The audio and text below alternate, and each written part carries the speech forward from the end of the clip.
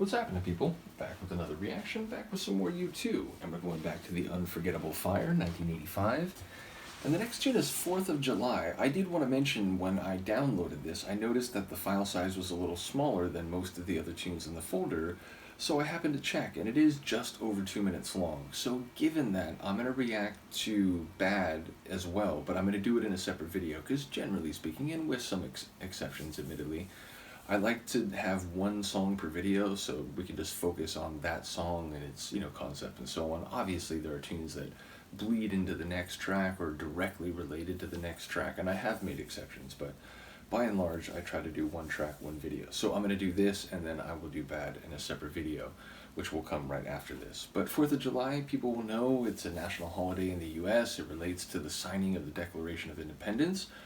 I am an academic historian, and my thesis when I got my master's was about the end of the War of Independence, and in particular that in conjunction with the Creek or Muskogee peoples and their political and geographical fortunes. But bottom line, this is something that I have studied very intensely and directly. I would say, number one, declaring your independence and achieving it in practice and in a material sense are two very different things. I would also make the distinction that the War of Independence and the Revolution related, definitely overlap, but two distinct processes, I would say. There's the question that others have asked, Gordon Wood perhaps most famously, because this was referenced in Good Will Hunting, but to the degree to which the revolution was revolutionary, or whether it was still more or less status quo, but just with different people in charge. These are all questions that you deal with when you study American history from that period on an academic level.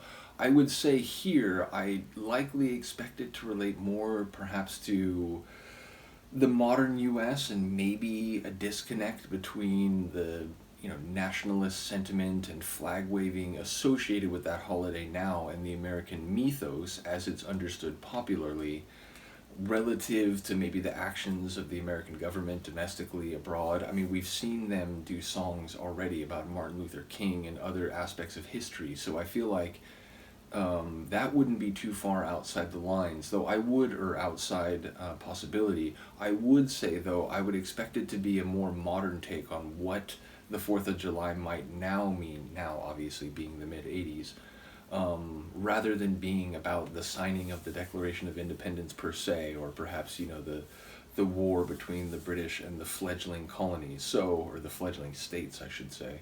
Which, incidentally, that's a point that, the United States, at that time, the states conceived of themselves as, fully autonomous states that agreed to work together, rather than states in the sense of like provinces or districts of a federal whole.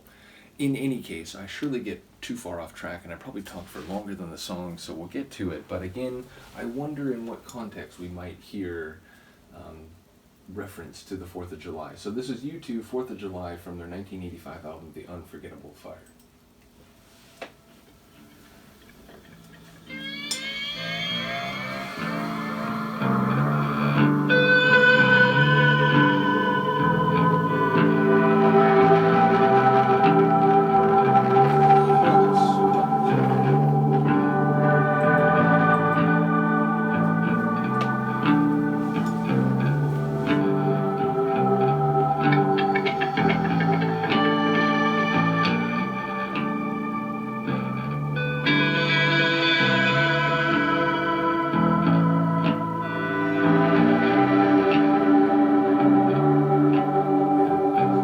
It's an instrumental.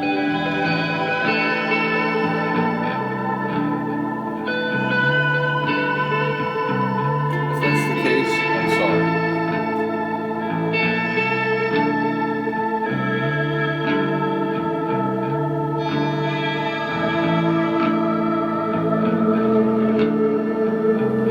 It's very hazy, like psychedelic.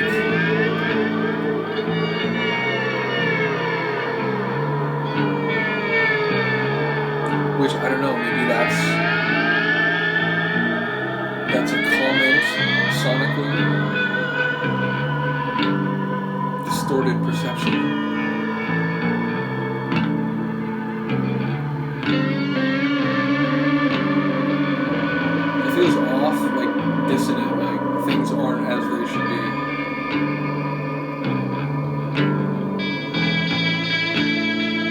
Also barren or like devoid of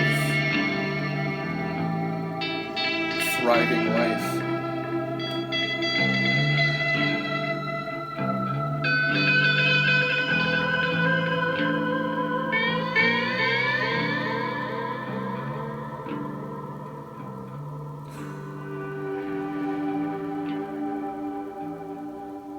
Well, a fascinating piece of sonic art, and again, maybe in there you can interpret some of the sonic choices as conceptual or thematic lyrics, if you will, like statements through sound.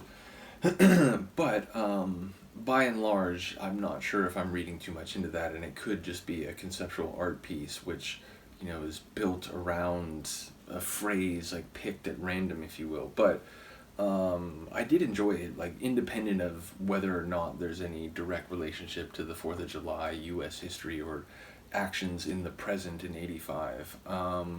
Like I said, it felt psychedelic right from the off. Like it felt like we were entering a psychedelic cloud, and then there were moments where those sort of hazy kind of like, you saw something drift by, but you sort of see the trail more than the thing itself. It felt really like ensconced within this psychedelic headspace, but as I said, without insight in terms of a comment from a band member or something, which does happen occasionally. I'll strain and I'll struggle, and people will comment, and then someone will say, "Oh, well, here's what they said about it." And it's like, "Oh, I see."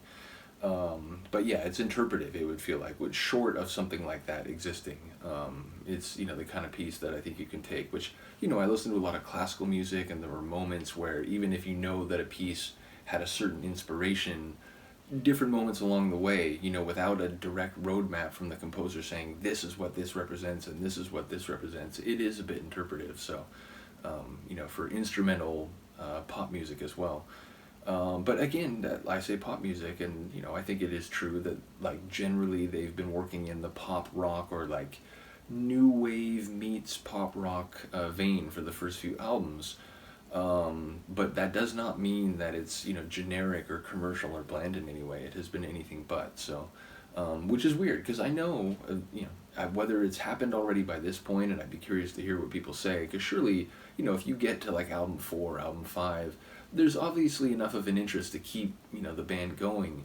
But I know eventually they become like international like superstars. Like certainly by the '90s, where again I wasn't following them very closely or directly, but I was certainly aware of who they were and the fact that they were on MTV and winning awards and so on.